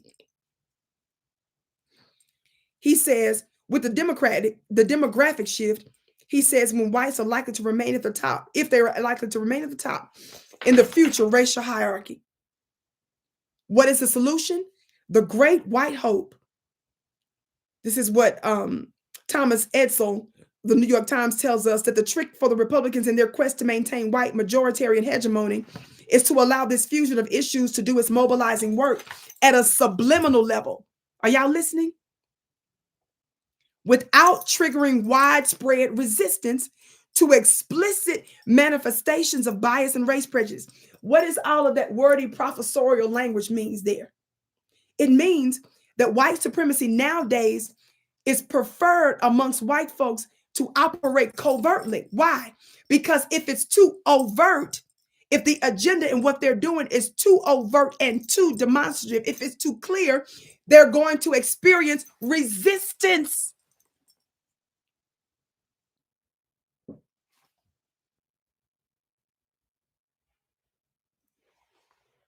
So it's preferred that white supremacy operates at a subliminal or a subtle, covert level. Do you all understand now? He even goes so far as to say, in other words, in order to maintain white supremacy in America, I beg your pardon, policies must be only covertly rather than overtly racist. Edsall was presumably talking primarily about the Republican political strategy, but he perfectly describes also the U.S. government strategy to maintain white supremacy in this country. It's a racist strategy, but the average observer is none the wiser. So this is important. I also wanted to read you this other excerpt, family. I need you to follow me right now. I know I'm talking to intelligent Black people, so you shouldn't be overwhelmed with book knowledge. Talk Black to me. Listen to this piece and I'm done. There's a book that's called White Rage. Dr. Wesley talks about it very briefly here, this notion of white rage by Carol Anderson, right? He quotes an excerpt from it. Her book, Dr. Carol Anderson, she's also a professor, I believe, if I recall correctly. Listen to this, because this is what I'm trying to get you all to see why the Michael Rapaports do such wild and demonic act like that they're demonically possessed, which they are. In fact, this is probably worse than demonic possession. This is a quote from her book, White Rage. What was really at work here was white rage. She says, are y'all listening? She says, white rage is not about visible violence, but rather it works its way through the courts, the legislatures, and a range of government bureaucracies. Are y'all listening? I beg your pardon. It wreaks havoc subtly, most imperceptibly, too imperceptibly, certainly for a nation consistently drawn to the spectacular, to what we can see. It's not the Klan. Are y'all listening to me? Hit the thumbs up button, family, and share. White rage doesn't have to wear sheets, burn crosses, or take to the streets. Work in the halls of power, it can achieve its end far more effectively far more destructively. She says the trigger for white rage inevitably is Black advancement. Michael Rapaport, in his wild rage, not only disrespected Ye by invoking his mother, Donda's name. Notice he said that Kanye's music is trash and said nobody wants to hear from him. Called him fat and called him all kinds of expletives and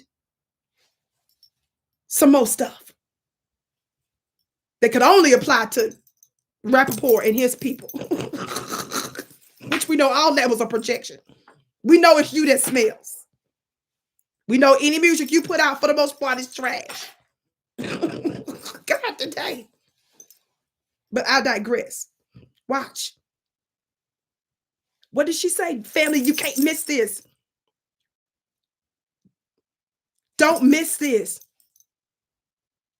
Sila said, stop engaging. They get us mad or upset to respond so that our energy can be harnessed. Listen to the lecture. Yes, listen to what I'm saying.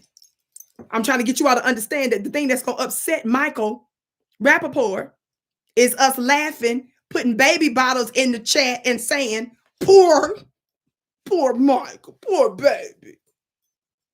Your time is up. Your whole wide world is over. Watch. But I'm giving you the psychology and I'm giving you the reason behind it, family. Listen. What did Dr. Carol Anderson say again? She said that white rage, are y'all listening? It's not about visible violence. She says, but rather, and I'm repeating some of this. Let me clear my throat for a second, family.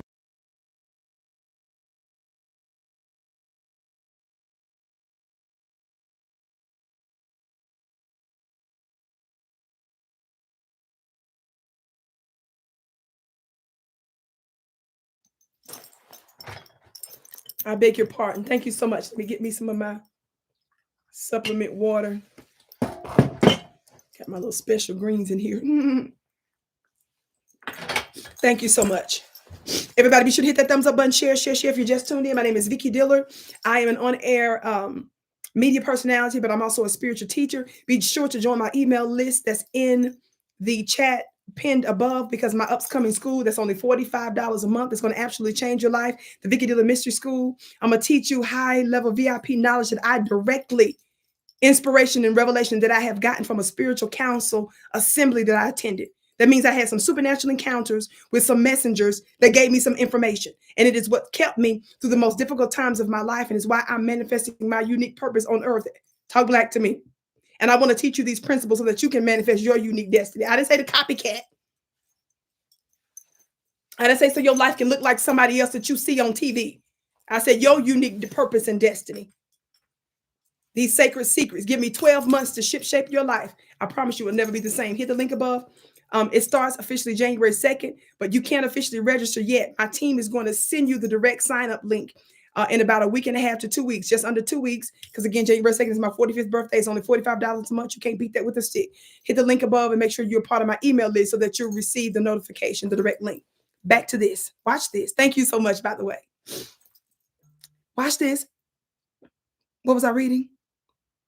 White rage. So Dr. Wesley is quoting Dr. Carol Anderson, right? And she's breaking down to us that white rage, she said, is not about visible violence. She said, but rather it works its way through the courts, through the legislatures, and a range of government bureaucracies. She said it wreaks havoc subtly, most imperceptibly. She said too imperceptibly, meaning very subtle. Are y'all listening? Are y'all listening? Thumbs up, family. Share. Watch this. What else does she say? She says, white rage doesn't have to wear sheets, burn crosses, or take to the streets. This is what I want y'all to understand. Working the halls of power. Don't miss this. Working the halls of power, it can achieve its end far more effectively, far more destructively.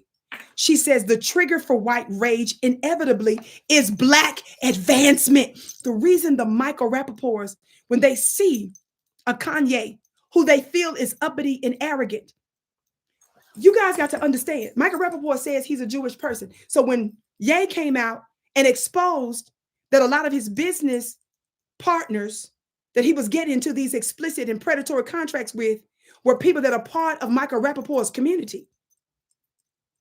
They were stealing KanYE's very Black creation, making a hell of a lot of money on it, and trying to enslave him through these predatory contracts. See, that's why Black folks that's out there that try to put you in predatory contracts, you guys are devils. See, I'm keeping my mouth shut on some of you all that I know that call yourself economic gurus out here that's taking advantage of people and trying to force them into predatory contracts. You're no different than the white man. You're worse than them, in fact, because you should know better. Stealing other people's intellectual prowess and creations as your own, instead of being fair about it.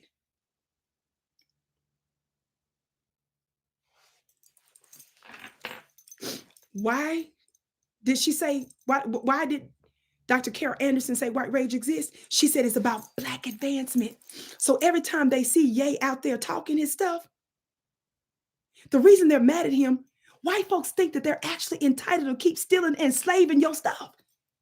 That's the reason why we keep trying to tell you that when you deal with economics and that dollar, when y'all go to acting stupid and you attack other Black people that's making money, and I'm talking about you all who are real devils. Some of you act like you out there trying to bust somebody for doing something scamming and this, that, and the third. I know the scammers for real. Trying to hold some of them knuckleheads accountable right now behind the scenes for stealing. But some of you all aren't doing it against your own brothers and sisters because you really catching somebody in the scam. Some of you all are just straight up haters. And you don't understand that when you try to diminish the income and the resources of your own Black brothers and sisters, you are actually engaged in a form of warfare that's helping the other side. And then you want to invoke your diabolical cheapness in situations. $45 for the school. When I would do my special courses, what? Ancestor webinar. Why are you charging all this for a 3.5 hour ended up being webinar? What? That's too much. That means you don't come. Well, I don't need that. So-and-so on this channel gave it for free. Take your cheap self to their free channel and get it from them. I don't enslave people. That means it's not mandatory for you to watch the Vicki show, for you to get all the free content I've been giving you all these years. It's not mandatory that you attend. What is you worried about? You get to pick whether or not you can come to it or not. So if you don't want to come, shut up and just don't come.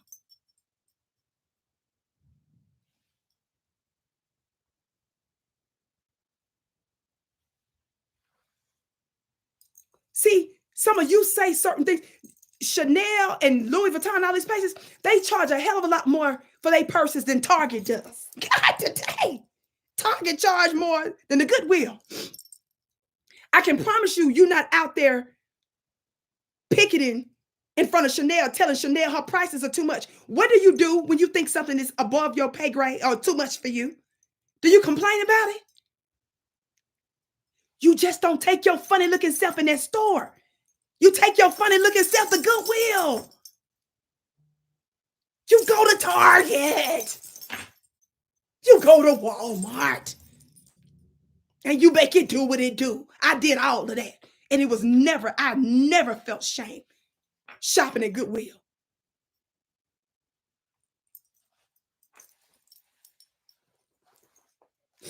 That's too much.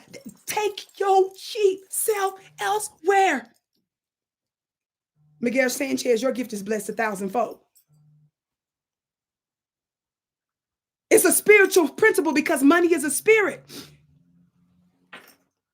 The King James version of it says that if you sow sparingly, you reap sparingly. That analogy is an agrarian farm agricultural analogy, which lets you know that you should see your money as a seed. If you sow a little bit of seed, You ain't tripping when you get a little bit of harvest. Cheapness. Cheapness is not just about what's currently in our bank account. Poverty, wealth is a mindset. Even when I didn't have it, I never kept any negative energy in my spirit about giving to something. I just knew, I said, I'm going to manifest it in due course. I used to, when my siblings growing up, they used to, when I would have my mother take me somewhere, whatever. And but even before I started buying real estate and stuff, I was a teenager working in Taco Bell. And when my mother would use the family station wagon to come pick me up sometimes from work, I would ask her to drop me by this particular house. And I just go behind, just watch this one house that was for sale, and just stare at. Just stare at. My siblings used to get so upset. I don't want to go to the store. I don't want to do that. I don't like just looking at something I can't get. No, it made me feel richer. And then when I was able to manifest stuff supernaturally, I didn't deny myself from seeing it with my eyes. I was operating and connecting to that energy even when I wasn't able to yet purchase it. You understand? They saw it as deprivation and poverty because they couldn't get it yet. They saw that as torture. I was a teenager. And I saw it as my dreams coming true. This about to be my neighborhood. This about to be my dress.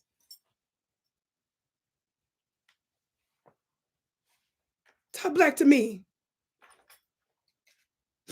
Somebody said Queen Vicki. What'd you say? 20 don't have Mad Dog 2020 information. She has Dom Perignon information. Talk black to me. I don't even know much about wine and none of that kind of stuff, but Dom Perignon sound up there. Talk black to me. Except when I'm doing my spiritual operas and stuff. Y'all hear me today? Watch this. You got to understand that with your chief self. Get away from people if it's too much for you. Don't be projecting that. I would never spend that much, and you never going to, because you're never going to get that to spend on it and stuff. I don't care what situation I'm ever in. I don't never want to have the mindset of hating on nobody and just cheap all the time because you don't have it yet. You're a miserable person to be around. Get back to the quote, Vicki. White rage. Thumbs up, thumbs up, thumbs up. Watch this. Watch this. What did Dr. Carol Anderson say about white rage? Family, don't miss this. She says that it's about Black achievement. I'm going to read this quote again. Work in the halls of power, it can achieve its end far more effectively. What's the halls of power, family? I just told you what the halls of power was. I'm having class now. I'm a teacher. What's the halls of power that she says works more effectively than them being a part of the Klan and them wearing sheets and them being overt with it? The halls of power, what? She says the courts, legislatures, and a range of governmental bureaucracies. You got that right. Government, yes. She says what?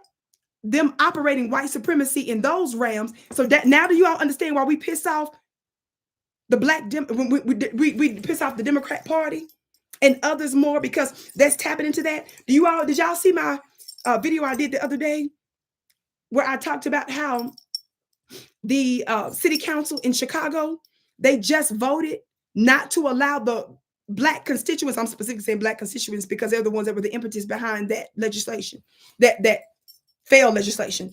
And it's Black folks that are against these cities, overwhelming numbers of the cities becoming sanctuary cities, right? So they voted against it being on the ballot for Black folks and other Chicagoans, all folks really, but certainly Black folks were the impetus for that, for them to decide whether or not their city needs to be a sanctuary city or not. But did you know that Brandon Johnson, and y'all need to get in his tail, the mayor of Chicago, he and his team changed the rules to attend their city council meetings. Now they're telling you Black folks that you need to have a government issue ID and that you have to sign up in advance. You have to preserve your seat, reserve your seat. And my understanding is they also check you out. Somebody made the point the other day that the Democrats tell you that it's wrong for you to have to show an ID to vote. But now the Democrats are telling your very Black behind you can't attend these immigrant council meetings unless you have an ID. And so I watched that broadcast because I told you about the government. There's a government corruption organization that keeps an eye on these types of things. And they said that what Brandon Johnson did by changing the rules to attend these meetings, he said it's likely that he's breaking the law. Do you see? They don't want you to engage in politics. When they tell you to go vote a certain way, that's all they want you to do. And they want you to go away, black folks. Don't hold them accountable. Just keep eating fried chicken, which I believe in. I know all you deep health food people. I believe in all the health food stuff. But y'all think somebody's supposed to be miserable while you trying to use. So half of y'all out here. Now, I want to know this. This is a real question. I've been asking this for a long time now. All of you vegan folks and stuff, why y'all be eating cauliflower fried chicken if the creator, y'all be saying, wasn't meant to be eating chicken? If you wasn't meant to eat chicken, you don't get to turn your cauliflower into chicken taste. You don't supposed to know about what chicken tastes like. Remember? So why is it that y'all be trying to turn all the vegetables into fried chicken and fried fish and steaks? If the destiny was meant, you won't supposed to have no meat. Why are you trying to make all the vegetables taste like meat? No. You got to suffer all the way. No, I'm going to eat me some fried chicken sometimes. Do my other stuff, all the vegetables, all that stuff. That's just get out of my face with that. And it's the same way that none of you people can make me just wear all the time fake faux leather and fur. No, if I want to go get a real for real fox fur or whatever animal I choose, a real whole animal fur, not faux nothing. I wish one of them white folks would come holler and scream at me with my outfit on. I dare you. I promise you, you're going to regret getting up in my face asking me if this real. Y'all just be doing too much sometimes.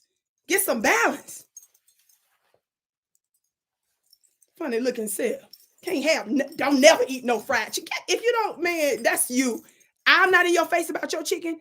As long as the rest of my stuff is good greens and water and supplements, if the majority of what I'm doing is, I don't see no words. Y'all just got all these. I believe, but don't be talking about no vegan cauliflower fried chicken. Why is your vegetables tasting like chicken and beef and hamburgers? And y'all be sitting up there bragging about it. And then y'all are the worst because you're the worst new religious leaders out here. It just don't be no balance. No more. Just no kind of balance. Just everything got to be miserable. No, I'm going to be honest with you. I'm going to share something real personal. As I've been overcoming health issues, because there's been so many things, multiple organs and all that, I've been making some progress. Talk black to me. But I still got a little ways to go. While I was suffering, the thing that gave me joy sometimes was some good chicken. Something good to eat sometimes. Ain't nobody finna just be suffering because you out here talking about vegan, everything, vegan. Vegan car, vegan money, vegan wallets, vegan suitcase, vegan, man, Lord, please, balance. And it's okay for me, but it's when you try to come proselytizing to me like you the Jehovah's Witness now. No disrespect to the Jehovah's Witnesses. But there don't be no balance in what you're saying. Just be all that all the time. I'm trying to live, and you sit up here telling me what I'm trying to live. And by the way, no, you can't never eat. Man, if you don't get out my face, now, get out my face.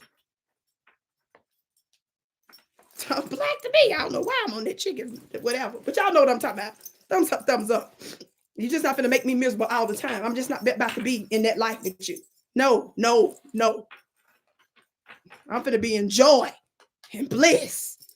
And I like the crunch. I like the taste. Sometimes. Not every day. Not every week. But I don't owe you no explanation. Vicki, please read about white rage. Not chicken, white rage. See, I was talking about how y'all, the Democrats got us eating chicken. And God, I went all the way out. You want people to be miserable with you all day out. Man, you better get out. I'm happy. I'm happy crunching this chicken. I be feeling joy and stuff. Watch this. Thumbs up, thumbs up. Watch this, watch this, watch this. Watch this. What did she say? She says, the white supremacy works best working the halls of power. She said it can achieve its end far more effectively, far more destructively. The trigger for white rage inevitably is black advancement. That's the part I gotta keep. What pisses white people off is your advancement. You succeeding. Somebody said, prove it more, Vicki. How many of you all know that because we were the only builders of America, because America only exists because of black folks' intellectual prowess and our free labor to manifest it? White folks, when we were freed, we knew how to build our own towns.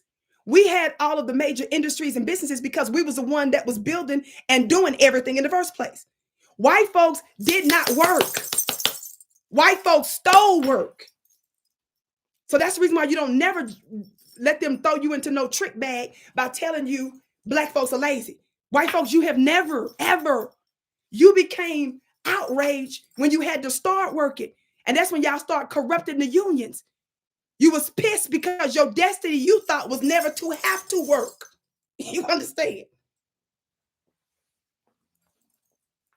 Not working hard. No, you was hardly working. Back to this quote. My nose running. Talk black to me. Thumbs up, thumbs up, thumbs up. I don't care. Y'all know I don't care. I respect religious groups. I respect the health folks out there. Can't nobody, I'm Vicki Dillard around this piece. Can't nobody make, I'm talking about balance. I believe in an overall healthy life. Get out of my face with all that other madness that you talking. With your miserable self, trying to make all your vegan food taste like chicken and burgers and fries. I have never understood that. Anyway, she says here, it is not the mere presence of black people that is the problem. Y'all listen, don't miss this. She said, it is not the mere presence of black people that is the problem. Rather, it is blackness. Y'all, please don't miss this. It is blackness with ambition, with drive, with purpose, with aspirations, and with demands for full and equal citizenship. Do you know when Michael Rapaport went crazy on Ye? Because Ye had the nerve to come out and shake up a multi-billion-dollar system that he helped create. Not only did Ye become a wildly successful musician, remember he was behind the scenes first before he started putting his own self on the map, right? Didn't he do beats and all that stuff as a producer and all that behind the scenes first, right? Then he started doing that. Then he started doing all these creative outfits. Some of you all don't like the creative outfits that he has. You hate his tennis shoes, but don't hate, just shut up. You don't have to like it, silly. But didn't he make it an extremely successful worldwide business? Didn't he completely change Adidas? Y'all, I could never, if I wouldn't wear his shoes, I'm not finna do no broadcast talking about his shoes are trash. When 10 million people just bought his shoes. Don't that sound crazy? Why would I do that? The only time I'm gonna say your stuff is trash is if you try to force me to wear it. God, today. If he's not trying to force you to wear it, why would black folks be out there talking about that when you see something is a success and it's taken off and it ain't drugs and it ain't trash music to the community?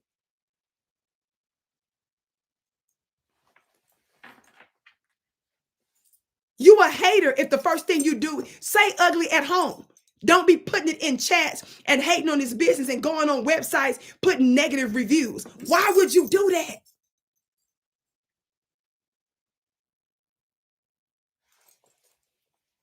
Somebody said they still hungry. Y'all still talking about that chicken. Y'all focus. Talk back to me. Divine still talking about fried chicken. She talking about you hungry. Talk back to me, beloved. I know that's right. Watch this. I digress. She said, it's not the mere presence of black people that is the problem. Remember, the context of what we're talking about right now, family, is about what? White rage, right? Somebody said, Vicki, I can't believe I scrolled through and found you live. Everybody keeps saying it for the past broadcasts I do. I know back in the day, y'all always knew my schedule. Of course, when you know my schedule, it makes it more likely that other folks will watch you because there's a system. But family, because of my schedule, because of my health and all that, I don't have a set schedule yet, okay? So yes, check back on a regular basis, hit the thumbs up button, hit the subscribe button, hit receive all notifications, even though half the time they don't send the notifications. Follow me on Instagram at Vicki X Dillard, and always check my community page here on YouTube at VickiDillard.tv.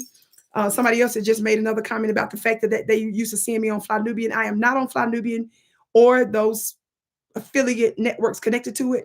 I'll explain more about that later, okay? Yes, I'm still on another network. Yes, I'm still on other platforms, but those particular ones that I was on for so many years, I am not right now. Talk black to me. You are correct. I am not. Somebody said, I'm so glad I found you because y'all said that, yeah, they've been somebody else talking about something. I thought that was your main channel. I understand, family. If you want to watch me live here. And stay tuned, and I'll explain to you where else come 2024 you can watch my content. Now, the other content that you watch me on other platforms won't be live for the most part. That's why I tell you, if you want to watch me live, come here, and then eventually we'll get a schedule. But let's get back to this white rage. Why do white people get upset? She said it's not the white rage. Why are they activated and triggered like you just saw Michael Rapaport with Ye? She said it's not the mere presence of Black people. She said it's Black ambition, drive, with purpose, with aspirations, and with demands for full and equal citizenship. This is what pisses white folks off. It's Black success. Y'all catch that? They think you uppity and they say, how dare you? How do we know? I was making a point a few minutes ago before I got off on the chicken stuff. That remember, we were the one that created and invented America, right? We was the only one that was working. We was the only one that was inventing stuff. So when we were freed, it was nothing for us to have plenty of towns and cities and townships throughout the United States. All we keep quoting is 1 or 2 towns like in Oklahoma or Florida. No, family, this was the norm. There were lots of Black enclaves and townships throughout the United States. We weren't focused on no freaking integration or voting. That's a trick when the open enemy lie to you and tell you that your ancestors died for you to have the right to vote. No, white folks were just wild and killed them when they went to vote. Voting was just one mere strategy. We were building towns because that's what we do. What did white folks do when we separated ourselves from them and start building our own thriving cities and towns? Somebody tell me in the chat, what did white folks do when newly freed Black folks? Do you all know that many of us immediately became Congress people locally? Did you all know that here in the United States, that the currency was not a monolith and that some of your Black ancestors' faces were actually on currency? Did y'all know that? Before there was one currency? You got that right, Allah's queen. They murdered us.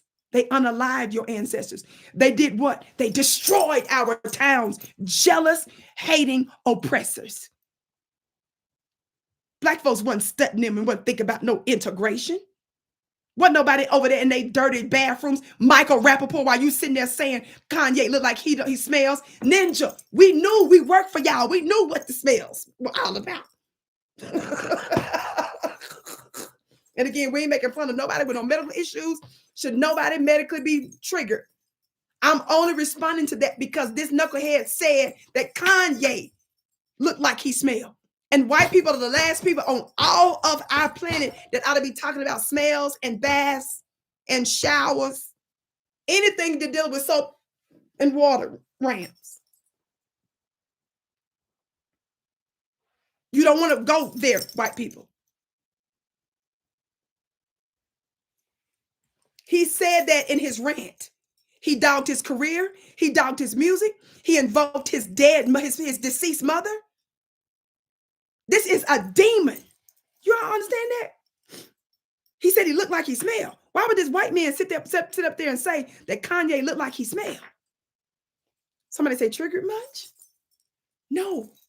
This is an extremely successful man, and nobody, even the richest white person that makes money off of KanYE's inventions, they still don't have a swag that we got. that come with the money.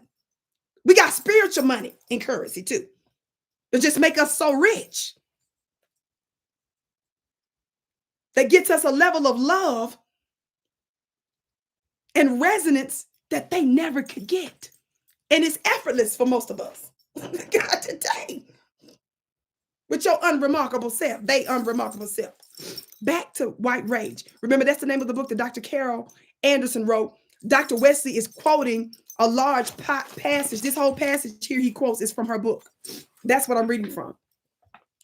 Another part of what she said about black folks, she says, it is not the mere presence of Black people that is the problem. Rather, it is Blackness with ambition, with drive, with purpose, with aspirations, with demands for full and equal citizenship. It is Blackness, listen, that refuses to accept subjugation, to give up. A formidable array of policy assaults and legal contortions have consistently punished Black resilience, Black resolve. I'm going to say that again because that's almost like poetry, the way she wrote that. A formidable array of policy assaults and legal contortions. Aren't they legal contortions and tricks? Has consistently punished Black resilience, Black resolve. And all the while, white rage manages to maintain not only the upper hand, but also apparently the so-called moral high ground. I brought that up to let you all know that this is another thing that triggers white folk when they see an ambitious, successful, aspirational, unapologetic Black person right there before their eyes. And how many of you all know that Kanye was not only an extreme success in pretty much anything he did, even though we didn't like a lot of his tactics? I'm not defending that. I've done broadcasts against some of the stuff he's done. But when it comes down to them folks, I'm finna go sit my funny looking self down and shut up and let him tear stuff up. I don't play cards, but I know there was a saying because the little show we used to watch on them little 3 channels I used to get in Mississippi because we didn't have cable. My family didn't believe in cable for us. On the little channels, one of them TV shows. In fact, what was the name of one of them shows, Blessing? The song, come on. You got to know when to hold them. Know when to fold them. Know when to walk away. Know when to run. One of them old school zillions of years ago show. Y'all, what show was that back in the day? How many of y'all remember that show? I don't remember the name of the show, but I just know the song used to come on. And I remember the bit of the song.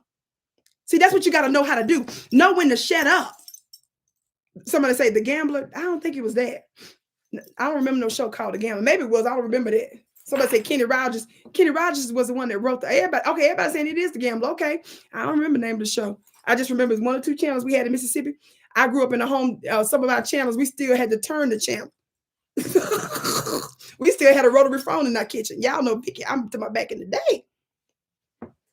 My house, we were still hanging our clothes. Didn't have a dryer in the house I was raised in. That's too much for some of y'all. Talk black to me. And then when the channel knob fell off, we used pliers to the turns from the channels. We didn't get in trouble at home too much. Every now and then it was maybe something outrageous that would come on, or some movie or something that we would get from a family member, or something, a new movie that we didn't get at home or something. But for the most part, my family wasn't worried about what we was watching on TV because the TV channels automatically went off. Probably, I think it was at 10 o'clock. And this is the thing called black and white would come up with this noise that said, shh. That's all you would hear. And black and white on the TV. We called it salt and pepper. How many of y'all know anything about that? Florence said, yes, ma'am. And then they before the black and white come on with that little weird sound noise, the song, the national anthem will come on. You have the anthem will come on, and then the black and white will come on, and that little white noise. Shh. Talk black to me, somebody. And that was it. Your life was over, your world was over, so you turned off the TV because it wasn't nothing on. I want you all to know that these things that Michael Rapaport did, it's not going to just trigger us. How many of y'all saw that video I did some time back because of the anti-Palestinian war that's going on right now in Gaza? and these outrageous Israelis, white supremacist country that's murdering the peoples whose land it belongs to.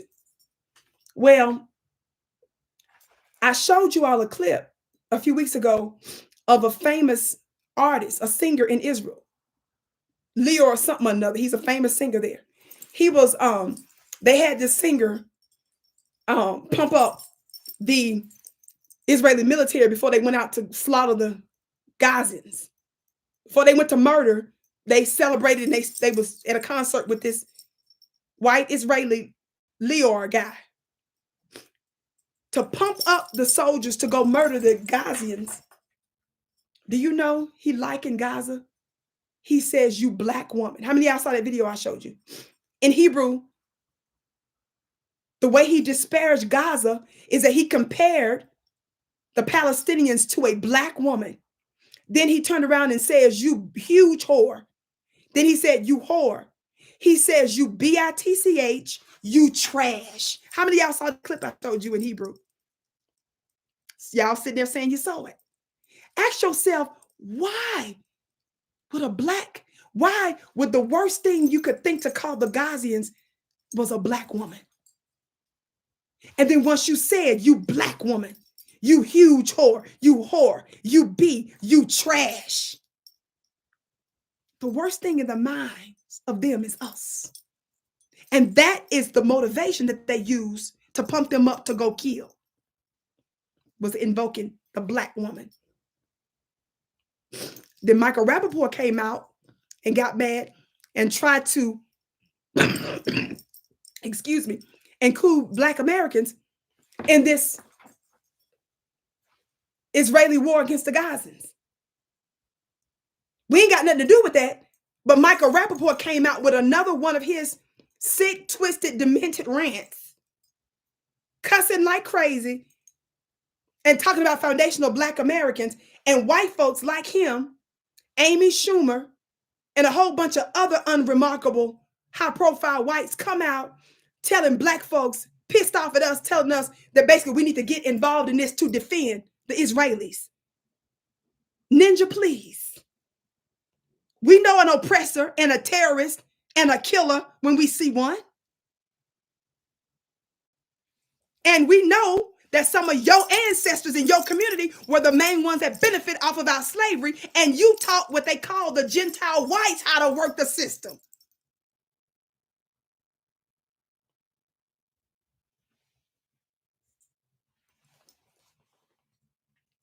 What kind of mental madness is this? You try to think you own us, Trick?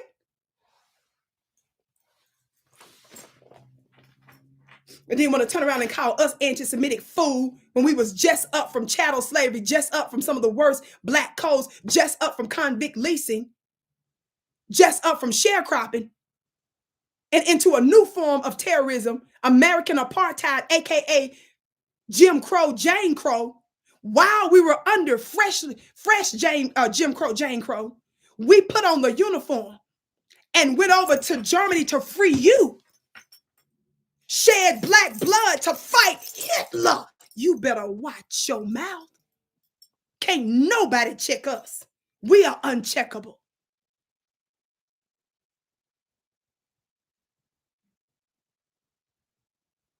So here you got KanYE exposing all of Michael Rapaport's family and friends who exploit and are predators of our people. Mad that KanYE called y'all out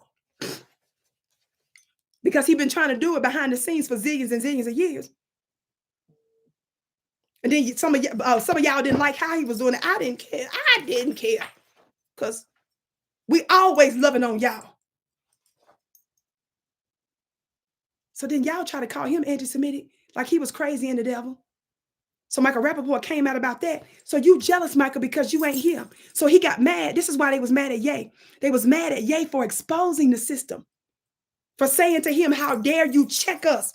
How dare you not feel cool and good in your oppression? Take us stealing your billions. Y'all, if you didn't like the way Ye did it, how many of y'all were supporting Prince when Prince went live during an award show and put the word slave on the side of his face to talk about how they were stealing his creations and his masters. And whenever you would see Prince, he was doing speeches here and there. He started calling out the system. And some of our people believe that his death wasn't a death. Some of our people believe it was murder, she wrote. So you didn't like the way Ye does it, but how many of y'all was really about that life when Prince was doing it his way? How many of y'all was rocking with Minister Farrakhan? He's been known to call this out for decades. I don't know if y'all know about our brother Idi Amin. Some of y'all do know about him because they made that movie making him look like a beast. Do you all know that one of the things that Idi Amin did in Uganda? Did y'all know he was calling out them same predatory people? Did y'all know Idi Amin did that? Did y'all know he was calling out the Zionist agenda back in the day?